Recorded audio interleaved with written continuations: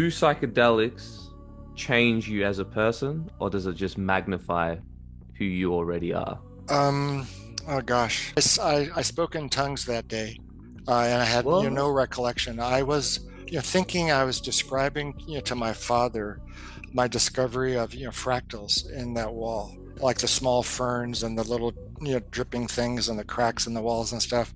And I was pretending I was talking to my dad, but apparently I was just talking gibberish. Thanks to MN Nice Ethno Botanicals for sponsoring this podcast. Welcome back, everyone, to the Your Mate Tom podcast. Today's special because it's round 3 with Dr. Rick Strassman, a pioneering scientist who really put DMT on the map. So I feel very blessed to have him back on the podcast to go even deeper.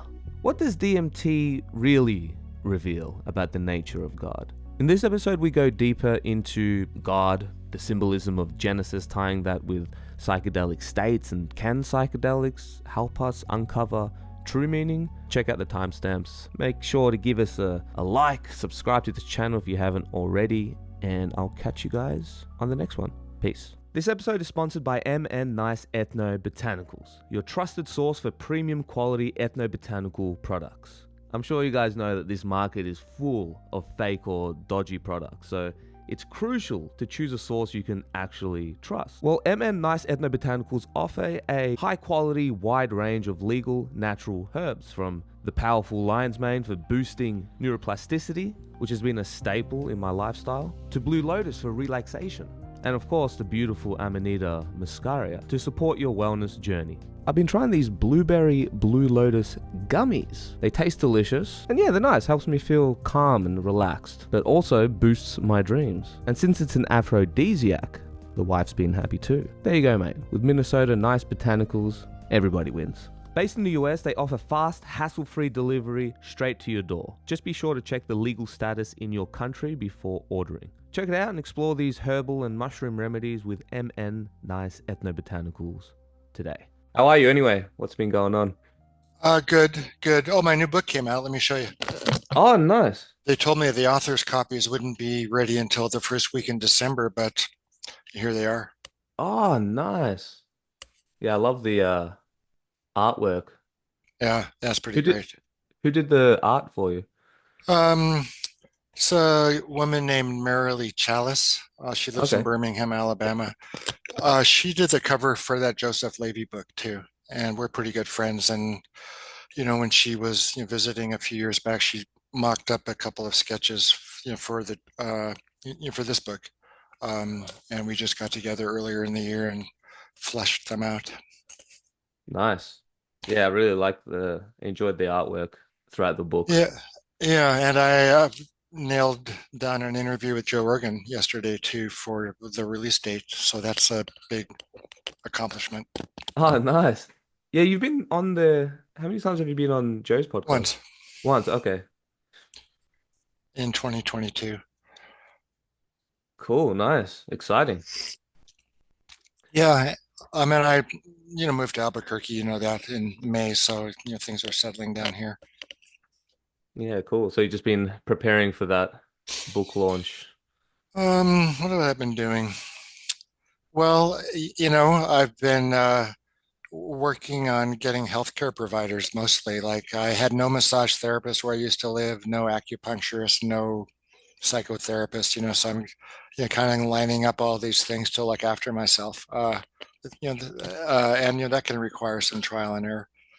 Yeah, I feel you. I had because I just recently came back from Thailand, so I was getting massages every day. It was nice. Yeah, yeah, yeah. So how was that trip?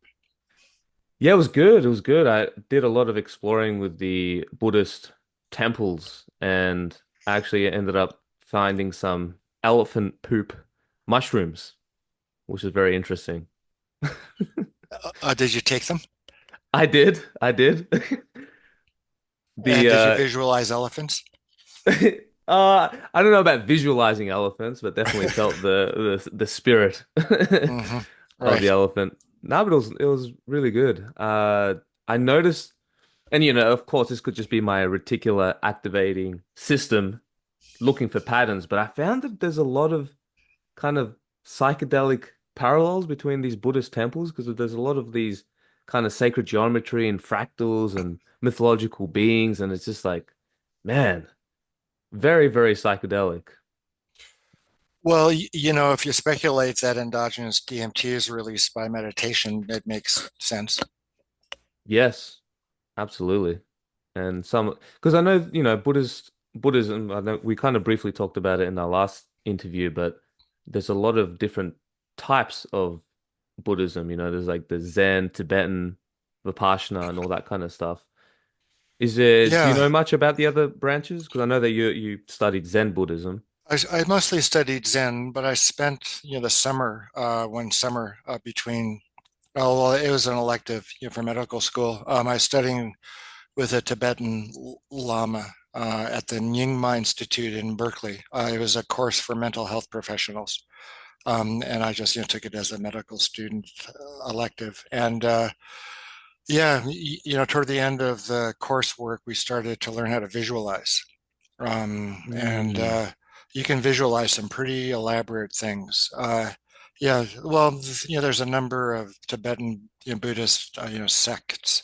Um, some of them are more, pagan than others.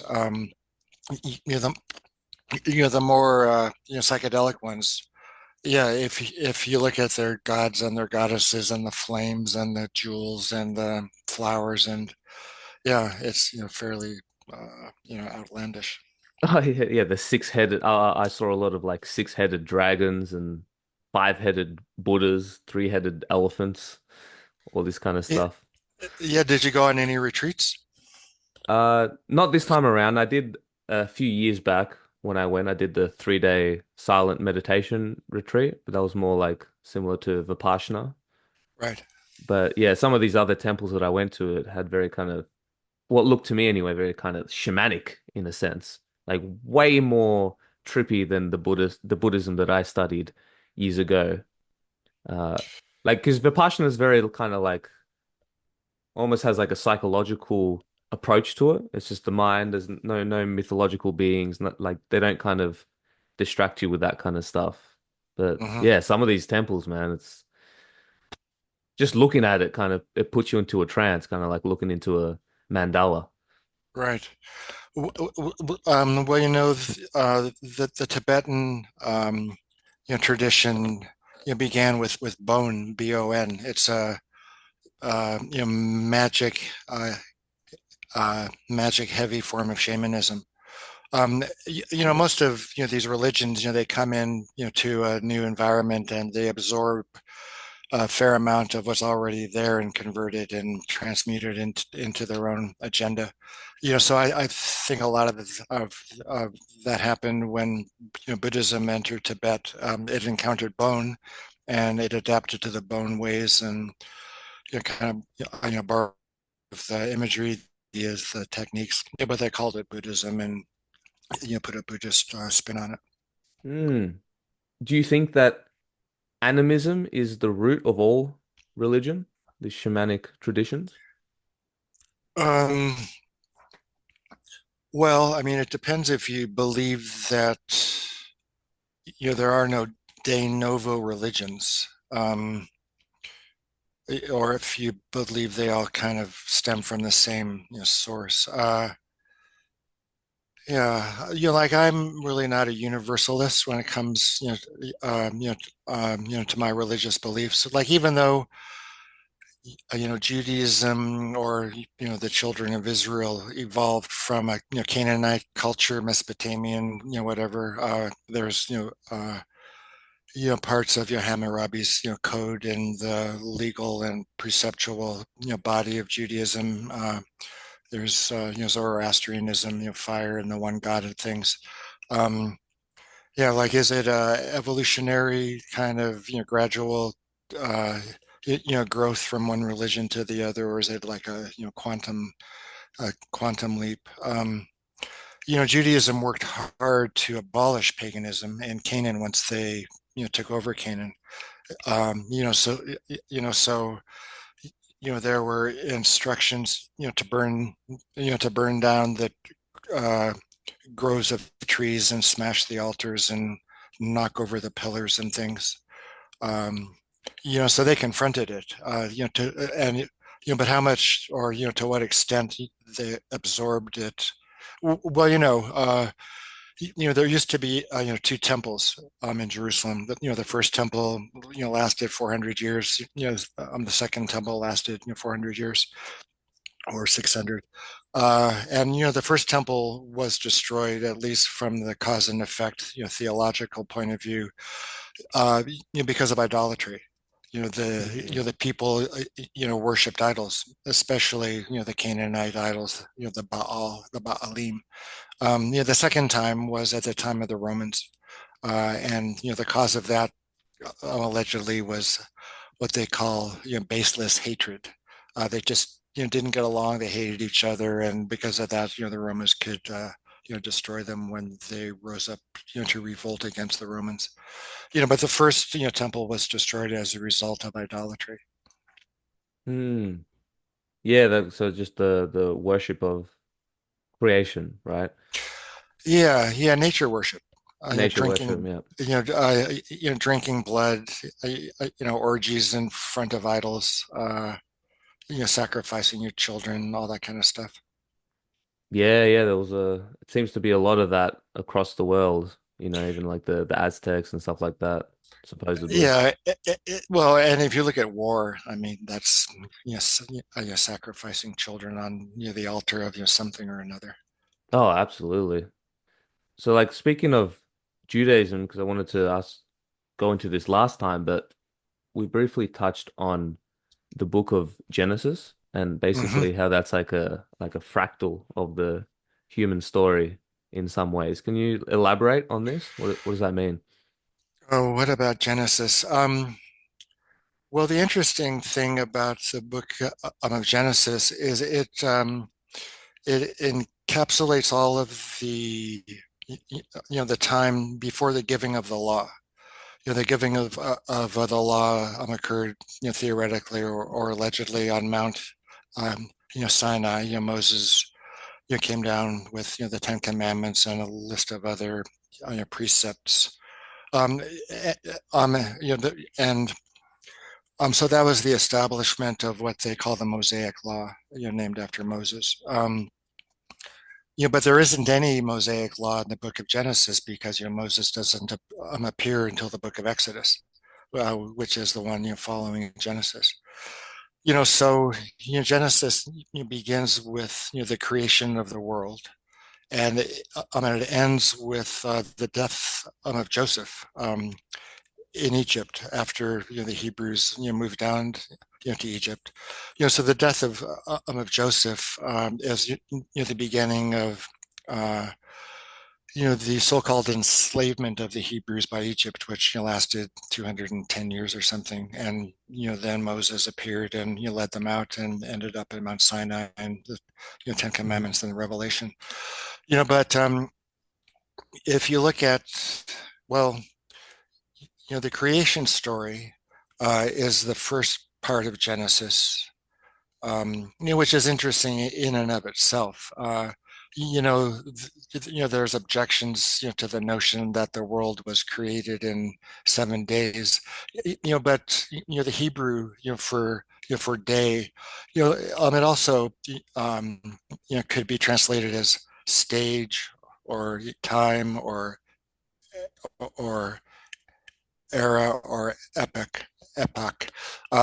So and the stages of creation, if you want to look at it in those terms, is fairly logical. There's light and there's darkness, there's water and there's earth, there's vegetation, there's fish, there's birds, there's animals, there's man. So it's a stepwise development, from the more simple to the more complex. Um, it also points out, Hmm. to man being the pinnacle of creation. Man was the last thing created. Well, the last thing, was the Sabbath actually. That was created after man was created. Um, like the end of all that work, and you, you then rest, and God sanctified the seventh day and made it holy. Um, yeah, so after the the creation of Adam and Eve, it's all about people. At that point, there's Adam and Eve, there's Cain and Abel, there's Noah, the Tower of Babel, um, Abraham. Uh, so the first of the patriarchs was Abraham, and Abraham married Sarah, and uh, they had a couple of kids, Isaac and Ishmael. Well, actually, Ishmael Hmm. was the son of the Egyptian maidservant, because Abraham uh, and Sarah couldn't have a kid at first. So Ishmael is the progenitor of the Arabs, and Isaac was the progenitor of the Jews. Um, so the patriarchs, the three main patriarchs. There's Abraham who begot Isaac, and Isaac begot Jacob, and then there's the 12 sons of Jacob, uh, Levi and Judah and Simon, Reuben. Um, so they were all Jewish.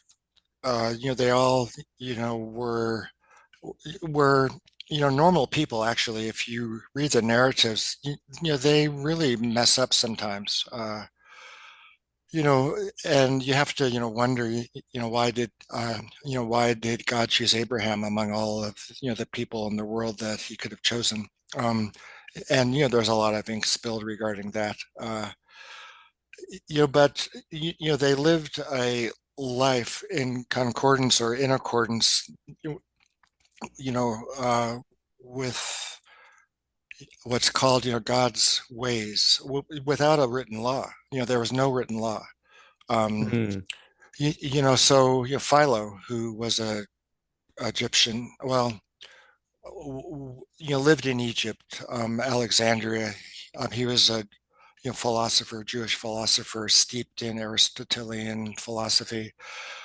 Philo, taught, that the patriarchs, lived according to the law without a written law being there, and they did that by carefully observing nature. If you look at nature as a godly creation, it would reveal the mind of the creator. And if you observe carefully enough, you can get a sense of what's good and what's not good within nature. What benefits you, what harms you, what optimizes your life. So Philo used to teach that the written law that which Moses laid down was simply a codification of the lives of the patriarchs, which in turn was based on a careful observation of nature. So Mm. um, it spells out or describes the lives of these people who lived a fully spiritual life without the law. Lots of people object, to Judaism, because of all of the laws. Like there's the dietary laws and the laws of prayer and clothes and menstrual purity and yeah, it's a long list. Um, but you can avoid that. It seems to me, the only commandment which is spelled out in Genesis is circumcise the males, and that's pretty much it in the whole book. Um, so otherwise, like if you really bear down or drill down on the stories and the relationships between the patriarchs and their families, their surroundings, the kings they dealt with, the local people.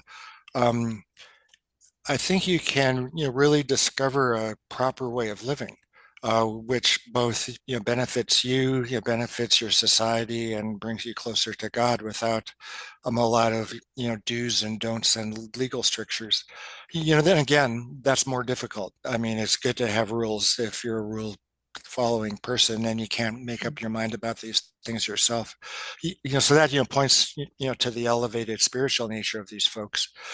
But at the same time, they lied, they stole, they did all kinds of stuff. So it's not black and white.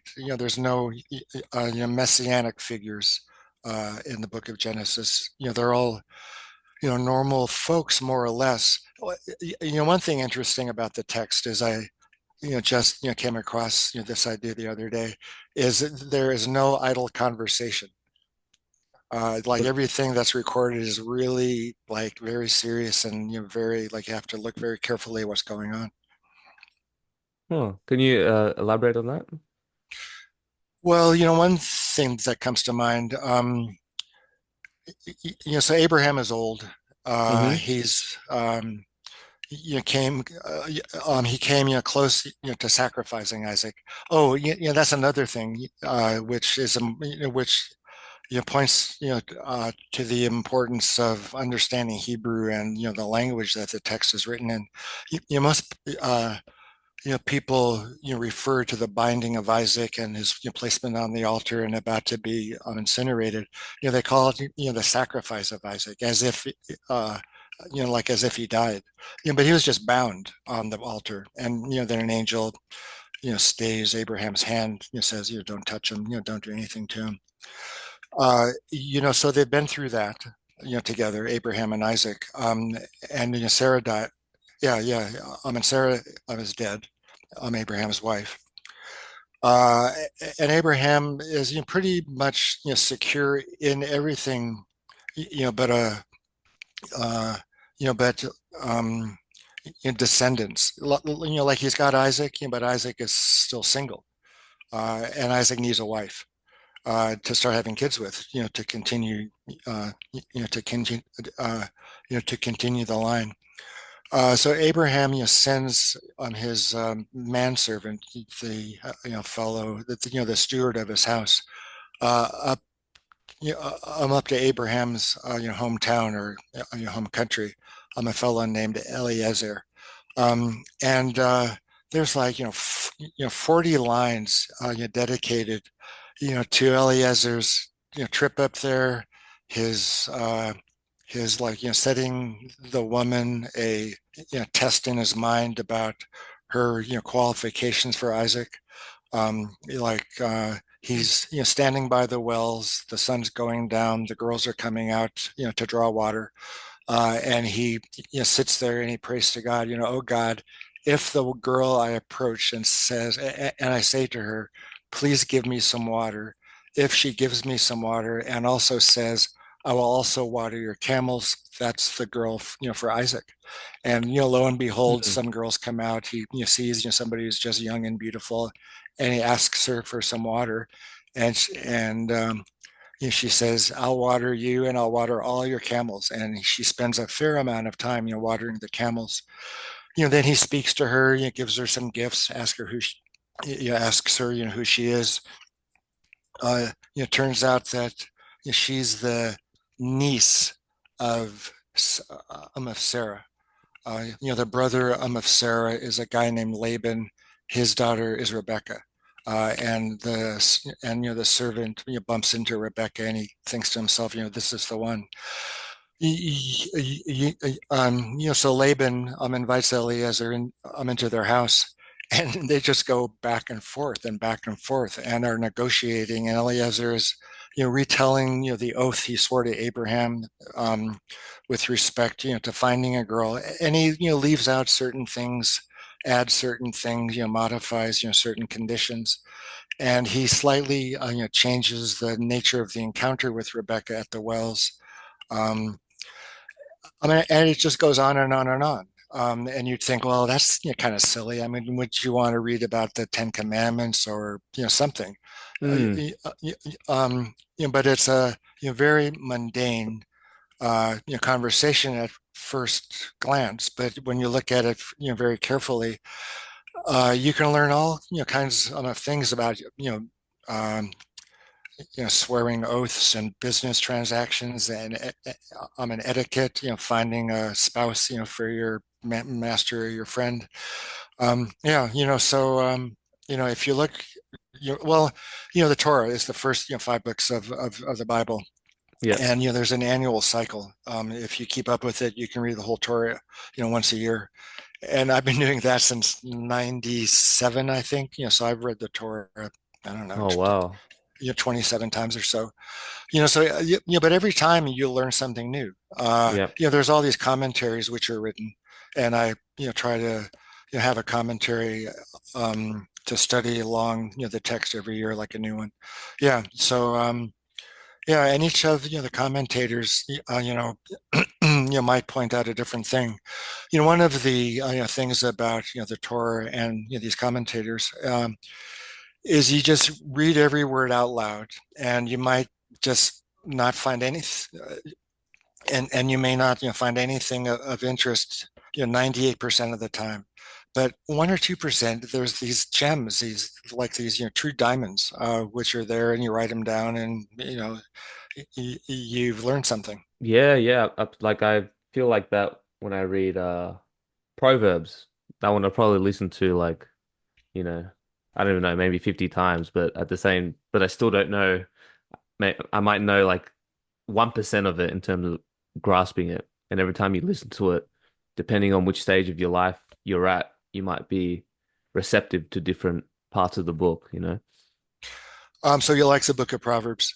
I do. Yeah, it's just pure wisdom. So, Yeah, it's pretty deep. What about Ecclesiastes? yeah, that one too. Not as much as Proverbs, but I've listened to the three books of wisdom. Well, it was Proverbs, Ecclesiastes, and there was like another one. The book of Job, sometimes is included. Yeah, true. Yeah, there was Um, another one. let's see, there's Proverbs, there's Ecclesiastes, there's the Psalms, but that's not really wisdom. Yeah, I would think the book of Job, it could be Jonah, but that's more of a prophetic book. Yeah, well, there's all kinds of commentaries, Jewish commentaries, Christian commentaries, Catholic commentaries, so if you want, some ideas about, good commentaries. Yeah, which ones would you recommend in terms of Jewish commentary? Because I've read some like Orthodox Christian commentaries on these Hmm. books, but not Yeah, well, necessarily Jewish. yeah, my go-to Jewish publication is the Judaica Press. Let me show you.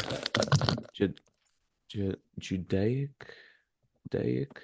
Um, yeah, it's a collection of all of the books of the Hebrew Bible. Um, yeah, pink on the Book Oh, of okay. Proverbs. Book of Proverbs, Yeah, Judaic. and it's the Judaica Press. Yeah, so uh, so they have the Hebrew on one side, the English translation on the other side, and then kind of like an anthology of commentaries below. Ah, cool. Like the greatest hits. Uh, Yeah, yeah, yeah. Nice. yeah, Looks really Y- good. y- yeah. So the commentators go back all the way, to before the Common Era. The Talmud and whatnot. Most of the major commentators of all of the books of the Bible were like from the Middle Ages, beginning around maybe 800 or so, and kind of winding down around 1500. Oh, yeah. There's always. I bet you could just study that your whole life and still uncover so much, eh? Yeah, that's kind of how I'm spending a lot of my life, and it's like it's a real rabbit hole. Like you find one guy and you go, "Oh, this guy's great," and he points to somebody else, and you start reading that person. Yeah, so Yeah, because it's I was listening to a lot of the kind of Christian interpretation from a lot of this stuff, and then I started listening to like this rabbi, and because he speaks Hebrew, he's like, well, actually, the original context means this, and it's like, I know nothing. I have to start from scratch, kind of thing. well, Christianity looks at the text through the lens of a certain assumption, which Yes. is that Jesus was the Messiah, and he was born and he had a mission and he died and was resurrected. And if that's what you believe that the text is telling you, you say, "Oh, that's what the text is saying." It's not saying this; it's discussing Jesus. So I think any Christian translation of Jewish text needs to be, in a way, taken with a grain of salt, because of the ulterior motives or bases, for their interest. Yeah, well, exactly like you said, because if you're just assuming about this Jesus Christ figure, so therefore you're just going to paint that lens throughout all of the Old Testament, and that's all you're going to see. And that's all because I was reading this study Bible of Orthodox Christianity, and yeah, basically the Old Testament is just everything ha always has to do with Jesus, you know? Mhm. Well, if you're wearing shoes, the whole world is covered with leather, right? Yes, exactly. I had a question from one of our community. If slash how the shorter acting tryptamines affect actual disabilities. If you have any data on autism, Tourette's, and stuff like that, physical ailments too, phantom limbs, neuropathy, spinal injuries, etc. And yeah, and then someone else added if there can be any benefits for people with schizophrenia. Because I know that obviously that the general rule of thumb is for people with schizophrenia or have a family history of it should stay away from psychedelics, but is there any applications where it can actually help these kind of disabilities? Yeah. Well, like neurological, conditions or psychoneurological ones like autism or Tourette's, things like that. Um, there's not a lot of information on tics, which is Tourette's. Uh, there are some data. Well, the majority of data out there is psychiatric conditions, especially depression, anxiety, end of life despair, substance abuse. Um, so that's probably the case with both long acting and short acting drugs. If you wanted to augment psychotherapy with a drug, you'd want a longer acting one so you could interact over the space of some time. When you're in an altered state and you can work with a therapist at different levels. There were some old LSD studies with phantom limb pain, and there's a group at UC San Diego that was doing some phantom limb pain work with psilocybin. Oh, And I right. think the preliminary results are pretty good. There's interest in using psychedelics for neuropathic pain, which is like diabetic pain, diabetic nerve injury, or traumatic nerve injury, let's say after an amputation or crush injury. Um, Autism, that was looked at back in the 60s. Loretta Bender, who developed the Bender Gestalt psychological test, used to Oh, give right. autistic kids LSD.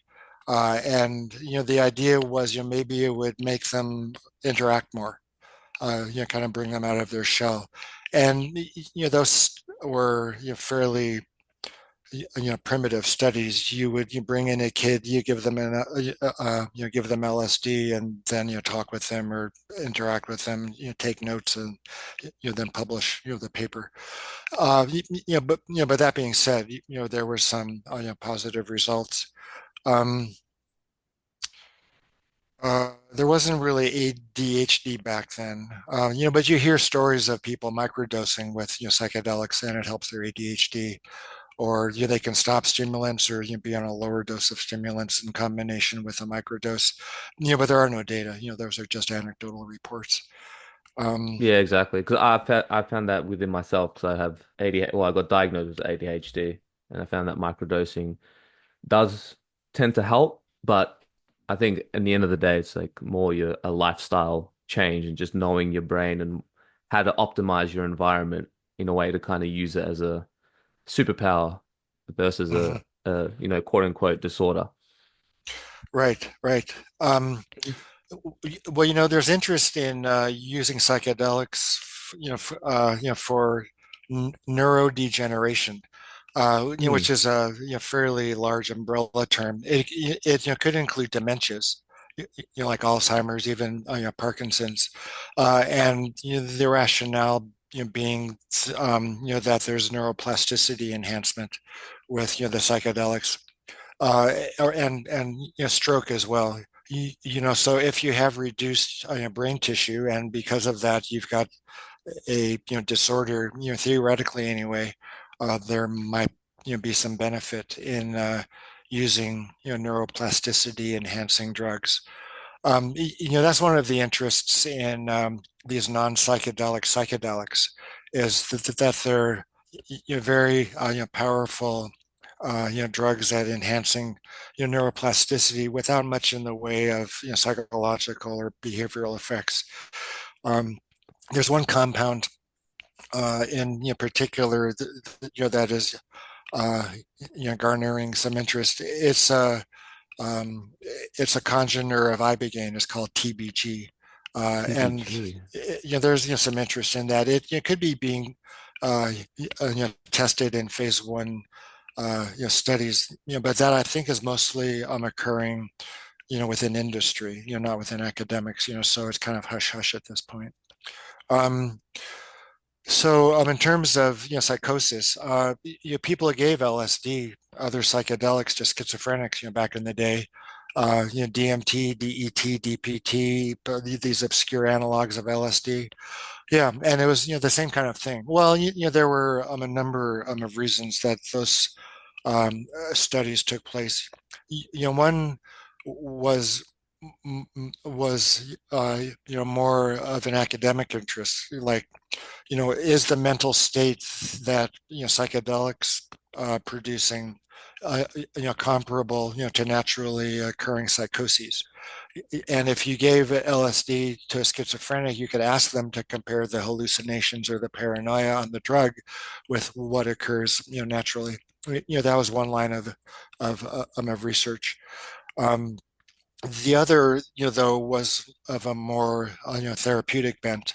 Like, could you increase interaction with withdrawn catatonic schizophrenics by giving them LSD?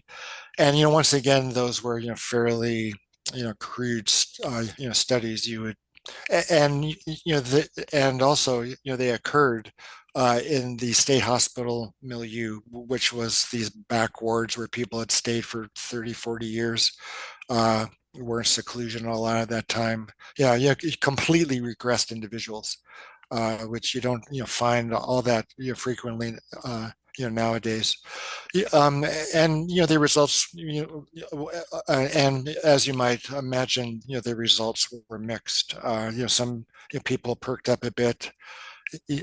Some got worse. Some got agitated. Yeah, so Mm. uh, those studies remain to be unearthed, or to be repeated under more modern protocols. Ketamine saw some interest a few years ago, being given to schizophrenics, and I think it Mm. was mostly the lines of that first avenue of study, to compare the phenomenology of the ketamine state with the naturally occurring psychotic state. There's like two sets of symptoms in schizophrenia. The negative symptoms and the positive symptoms. The positive ones are um, um, delusions and hallucinations. Things that are added on. Mm-hmm. The negative traits of schizophrenia are withdrawal and low energy and inertia and loss of will. So there's been interest in ketamine and the receptors that ketamine attaches to, being responsible for the negative symptoms of schizophrenia. So these studies occurred in the early 90s, and they were and they were controversial for the reasons that you mentioned. you know can you safely give a psychedelic to a psychotic person? And they proved that they could if you screen people, prepare them, monitor them, follow up with them. So I think those studies established a precedent, for using psychedelics in schizophrenics or psychotic folks. But obviously, if you're a schizophrenic living at home and you're not doing that great, you wouldn't want to take psychedelics on your own. Mm. Do you think the communal aspect is incredibly important? The structure is important. The structure, yeah. Yeah, you have a psychiatrist and a nurse and a support team around you, and you've worked with them for a while, and you tell them what to expect. And if they get into trouble, you can help them and follow up. Okay. Do you think that it has to be through a psychiatrist, or do you think like a traditional shaman can help with this as well? Well, that would be like a different context. Uh, uh, it would be like, going down to, Peru, for ayahuasca, as opposed to, taking, uh, psilocybin in a research environment. The context is very much different. Like if you were a schizophrenic in the rainforest, you would want a shaman working with you with ayahuasca or some other psychedelic. If you were a schizophrenic in Philadelphia and you were participating in a research study, you would expect a psychiatrist. You'd feel safe with a psychiatrist. Like obviously, it would need to be a cool psychiatrist. It wouldn't be somebody Yeah. in a white coat with a stern expression and kind of a harsh judgmental attitude. Um, Right. Treating you like a rat in a maze kind of yeah, thing. Yeah. yeah, you'd want a compassionate, person who knew the territory and would be able to respond to any exigencies. Yeah, so set and setting. If you're, like a, city dweller, you most likely would be more comfortable in a medical environment. Okay. So you think it's individual depending on kind of what context you resonate with more. Um, yeah, I think so. Yeah. It's and I think that's important with respect to integration as well. Like if you go down to the Amazon, even if you're not, schizophrenic or you're mentally impaired, and work with a shaman in a shamanic culture, what do you do with those experiences and those ideas and those new beliefs and new mythology, as it were, when you go back home to the US or Western Europe, let's say? Yeah, as compared to if you're doing it in more of a westernized environment. Yeah, exactly. I think that, some of the retreats that have been popping up lately kind of marry the two worlds together, where they have these shamanic ceremonies, but then they also integrate Western psychotherapy, uh, which I like a lot. So Yeah, I um, think is asking a lot, to swallow the whole ball of wax if you're in the rainforest, and then be expected to carry it over and integrate it, and I'm into a busy Western lifestyle. oh, absolutely. I was reading this article recently. I didn't get to finish, but it was something to do with artificial intelligence, discovering all these new psychedelic compounds and the potential for using AI chatbots as like trip sitters, I guess, or Hmm. psychologists. Like, what do you think of this? Is this like a dystopian reality, or Uh, is there something something to it? yeah, I may not be around, to see the end result of that stream of activity. Well, you could use AI to develop new drugs, Yeah. based on old drugs, and their effects, like antibiotics, anti-cancer drugs, immunosuppressant drugs.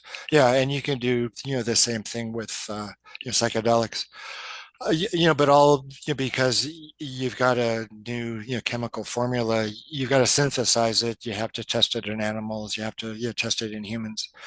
So it's uh, it's what's called drug discovery, and once you've discovered the drug, then you put it through its paces. I'm a little skeptical about the need for newer and better psychedelics. The ones we have are pretty good. There's LSD, there's psilocybin, there's DMT, there's Ex- ayahuasca. Exactly. My thoughts exactly. Yeah, I Yeah. think I think what's more important is knowing how to use them and what they're doing and how they work. Um, yeah, I suppose, shorter acting, compounds, but we have shorter acting compounds already. There's DET, DPT, are shorter acting. And, they're orally active, more colorful, more visual, more emotional, more psychological. I think you can, bring out those qualities with, different drugs, different doses. So the need for new psychedelics, I don't think is all that great. The I suppose the area of psychedelic psychopharmacology, which may benefit from advanced drug design, would be these non-psychedelic psychedelics that I was referring to earlier. They Mm, stimulate neurogenesis, they stimulate neuroplasticity without much in the way of behavioral effects. Those may turn out to be like super SSRIs. Um, mm. and if you need a trip, because you're not responding, to one of these super SSRIs, then you would go, to the psychedelic drugs, which would increase your likelihood, perhaps a benefit, but at the same time, with a big, psychedelic effect, would increase the likelihood of adverse effects. Yeah, that is true. There could be potential in that area. I guess time will tell, but it's getting pretty wild with this whole artificial intelligence thing. And I don't know how I feel about robots guiding us through these Oh, experiences. well, and your question about could they replace therapists?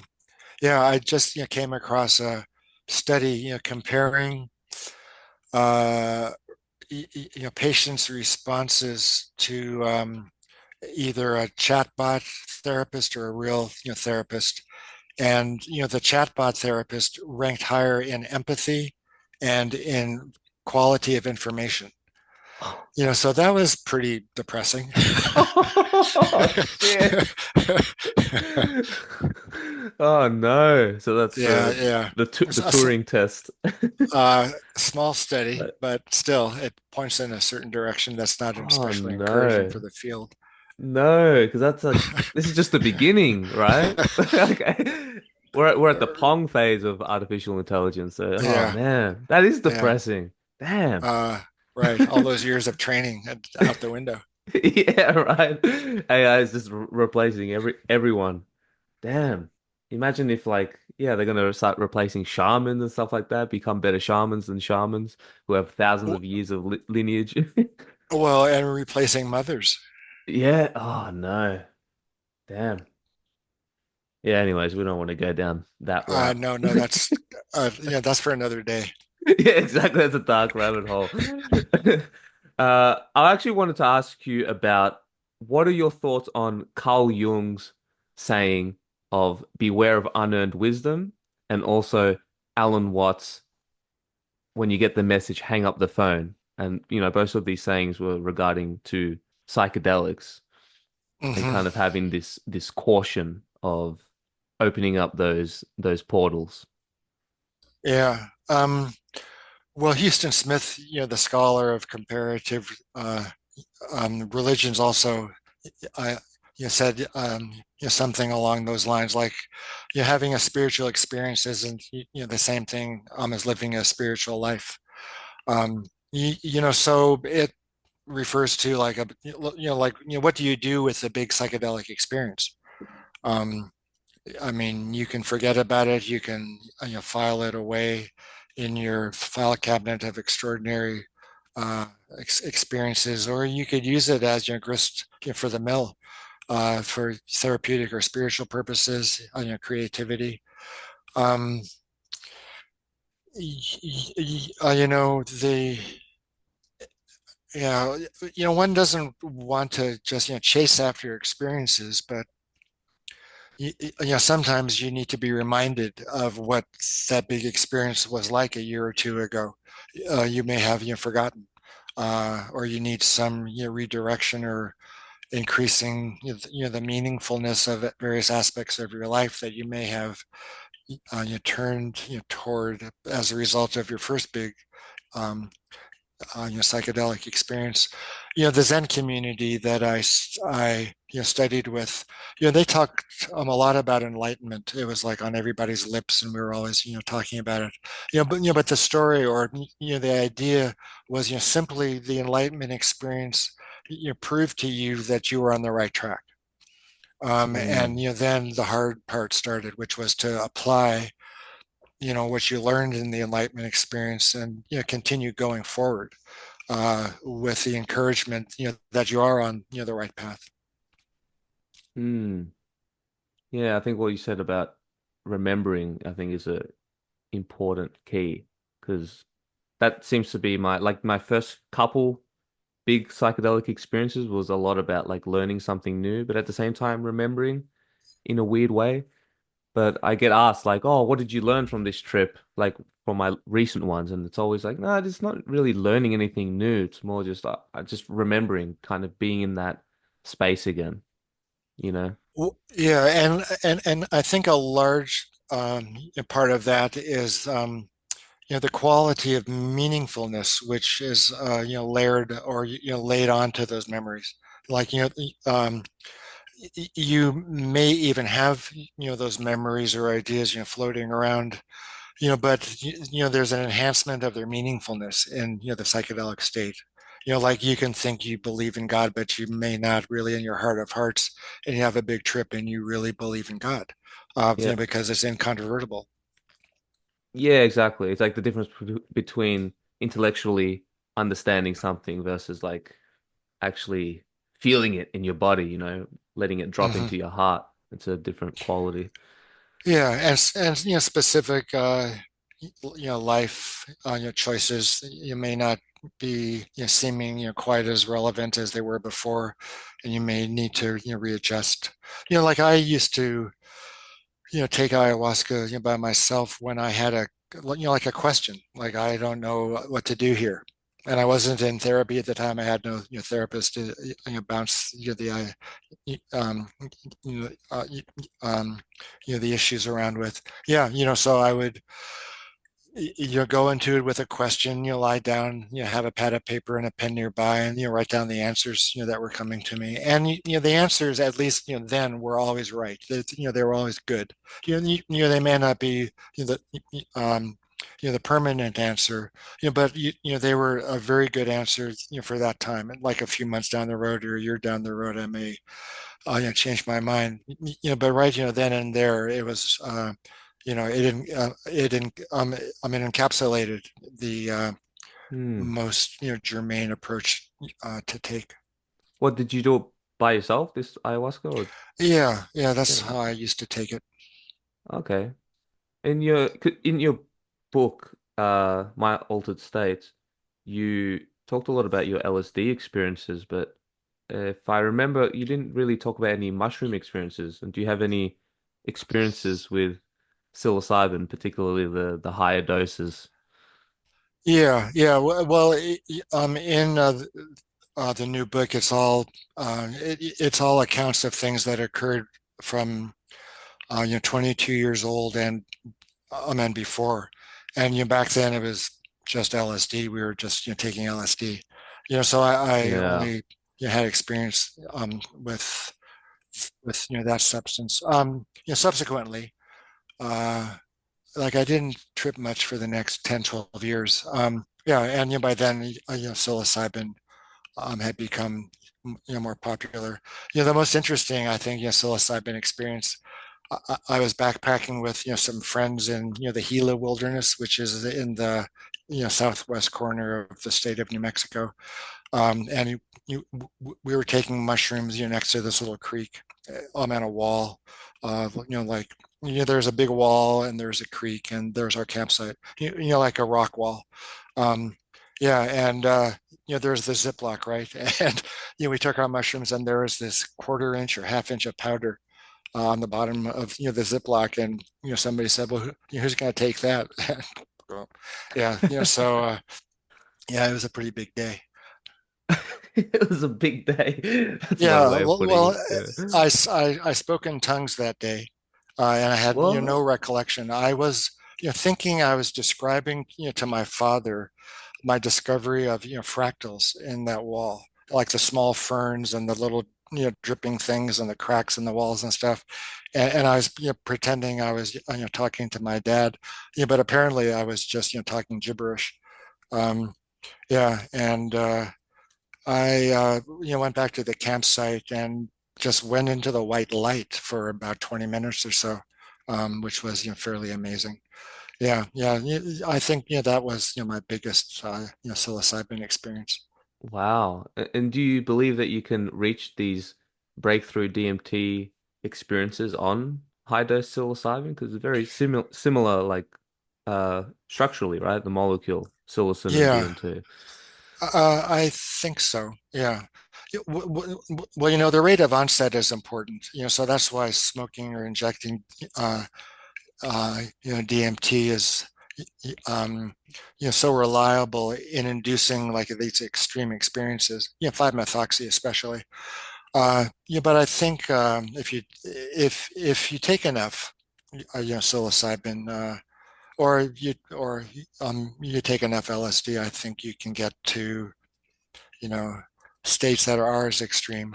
The pharmacology though of DMT is slightly different than the longer acting drugs, in as much as you cannot develop tolerance to repeated doses of DMT, which you do if you take LSD every day. You start responding to it, but we gave Right. like big doses of DMT um, every half hour, 4 times in the morning, and there was zero tolerance. People got, they had the same the experience on dose 4 as the first dose. Jesus. That's so like fucking crazy, man. Yeah, Do that many yeah, times. Like, wow. Kudos to yeah. them. Very, very brave. Very Yeah. brave.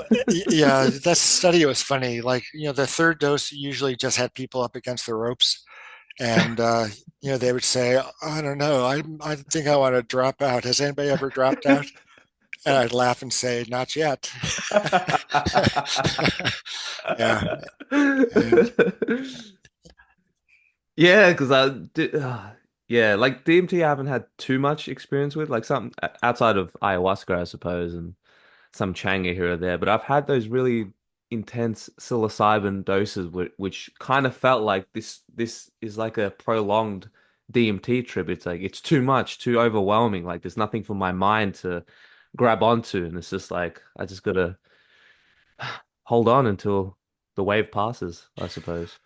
yeah, or I mean, just let go of your mind. Just forget about having a mind. Yeah. Yeah, yeah, exactly. Be okay with not being normal, I suppose. Maybe that's like because it's like a deep-seated fear of mine of going crazy. So that's sometimes that manifests. You know what I mean? Yeah. Well, you have to agree to stop existing as you have previously. Yeah. So agreeing to die, basically. Well, I think that's one way to put it. Yeah, death isn't, necessarily like, who knows what it's like to die, but yeah, I think in that kind of state, yeah, there's, in a way, there's no mind. I mean, you're experiencing it. Well, that experience in the Gila that I was just mentioning. Hmm.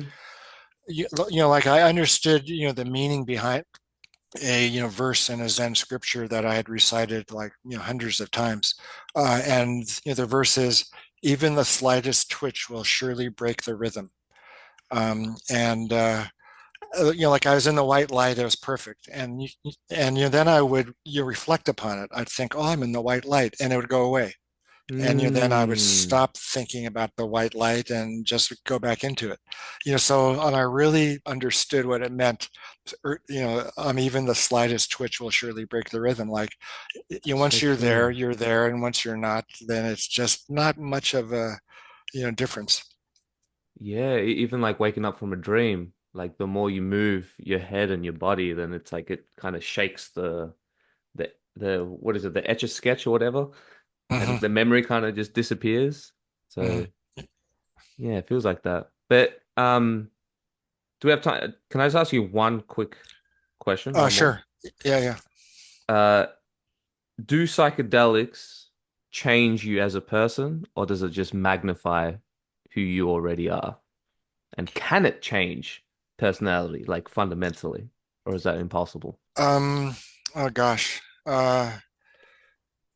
Well, you can score your scores on personality rating scales can change after a big psychedelic experience.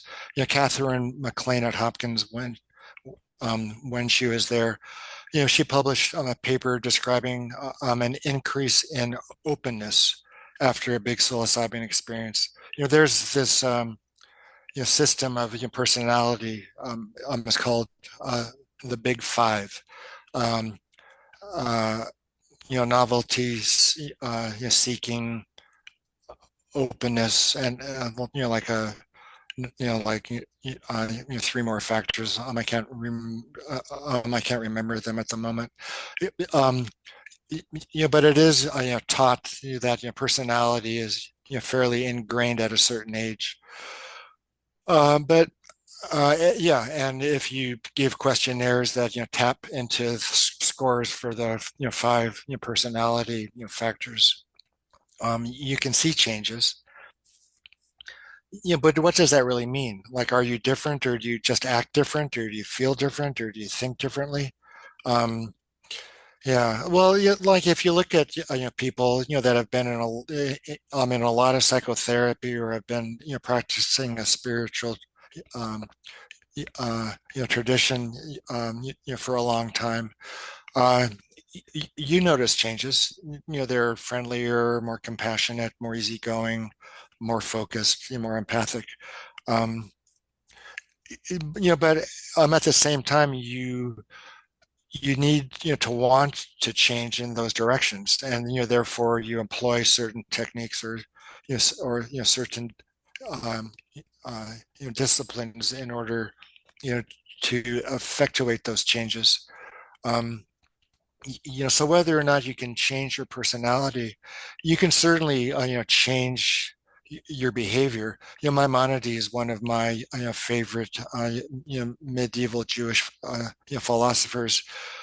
Used to describe how you can be a stingy person as far as your personality goes, but you can train yourself to be charitable, in which case you become a charitable person, even though Yes. your nature remains stingy.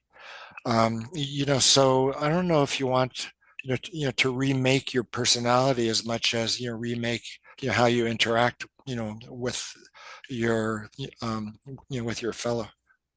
Yes, yes, I agree with that because I think we all have tendencies and proclivities, and yeah, like maybe within your nature you might be more stingy. I feel like that just means you got to work a little bit harder to be more generous, whereas to other people it just comes more naturally because over time I can definitely see I've become calmer, less aggressive, more thoughtful, aware, and all that kind of stuff that comes with just growing as a human being. But then sometimes I feel like, man, I haven't changed at all. I feel like I'm just, and not even in a bad way, but just kind of going back to who I was as a child. And sometimes I feel like I built this fake personality over it, and doing, psychotherapy or psychedelics or spiritual work, it's like peeling off all that bullshit, and going back to who I was anyway, or who I was Yeah, supposed to yeah. be. Yeah, it's really hard to break old habits. Yeah, I know. Still trying. I'm like, fucking hell. But you try. It gets a, You yeah. can't stop. Well, I guess I mean, you could stop, trying, but but if you want to be a better person, you can't stop trying. You can take a break from trying, I suppose, here and there. Yeah. Have a hedonistic break of just like, Uh, screw it. Yeah. you can just go through a slob phase. Yeah, and it happens, like it's like the seasons of the weather, Sometimes you just go Yeah, through a hibernation period where you just right. don't have the mental will to, I Hmm. can't be bothered with this self-development stuff. I'm just gonna Yeah, watch yeah, TV. yeah. Um, yeah, life's hard. Yeah. In conclusion, yeah, life's pretty hard. Yeah, it feels like that sometimes. But yes, thank you, Dr. Rick Strassman, for jumping on again. I really appreciate you taking the time to explore all these different topics with me. I'll leave a link of your upcoming book. Comes out first week of December, right? My Altered States, December 10. Yeah. December 10. Awesome. Hmm. Anything Yeah. else you wanted to share or? My website is rickstrassman.com, and I answer pretty much every email. You can order books through my site. I'll inscribe and and I will sign them. I'm not all that active on Facebook. I don't have much of a social media presence, but like if I'm going to be giving a talk or a lecture, some event will be on my Facebook page. Awesome. I'll leave all those links in the description. But thanks again for Okay. jumping on. Really Well, thanks, appreciate it. Tom. It's a pleasure. Take care.